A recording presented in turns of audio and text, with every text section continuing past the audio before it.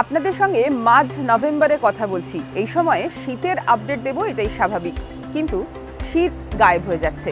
আলিপুর হাওয়া অফিসের আপডেট অন্তত সে কথাই বলছে। আগামী কয়েকদিনের আবহাওয়ার সেই আপডেট নিয়ে আজকে হাওয়া মোড়কে রয়েছি আমি তনিষ্ঠা। গত কয়েকদিন ধরে শীতল হাওয়ার পথে কোনো বাধা ছিল না, ফলে রাজ্যে কিন্তু শীত পড়তে শুরু করেছিল এবং তাপমাত্রাও নামতে শুরু করেছিল। বিশেষ করে রাতের দিকে এবং ভোরের দিকে তাপমাত্রা বেশ নেমে যাচ্ছিল, শীত শীত আমেজও অনুভূত হচ্ছিল। কিন্তু এবার সেই আবহাওয়ার বদল ঘটতে চলেছে। জোড়া ফলায় আটকে যাচ্ছে বাংলার শীত।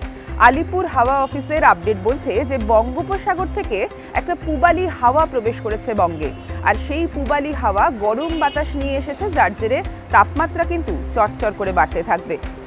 আপাতত রাতে বা ভোরের দিকে যে ঠান্ডা ঠান্ডা আমেজ থাকছিল সেটা থাকবে না, আর এর প্রভাব কিন্তু একদিন দুদিন নয়, আগামী 9 দিন ধরে রাজ্যে সর্বত্র এর প্রভাব থাকবে। যার ফলে হিসেব বলছে যে এই নভেম্বর মাসে আপাতত জাঁকিয়ে ঠান্ডা পড়ার কোনো সম্ভাবনাই নেই।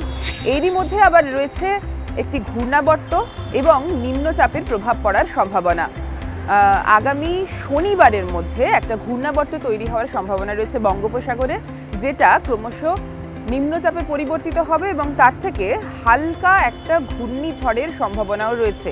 যদিও খুব বেশি প্রভাব পড়বে না, এবং আপাতত আবহাওয়াবিদরা যেটা মনে করছেন যে সেই ঘূর্ণিঝড়ের প্রভাবে দক্ষিণবঙ্গের উপকূলবর্তী জেলাগুলিতে হালকা বৃষ্টির সম্ভাবনা রয়েছে। এরপর আসি উত্তরবঙ্গের কথায়।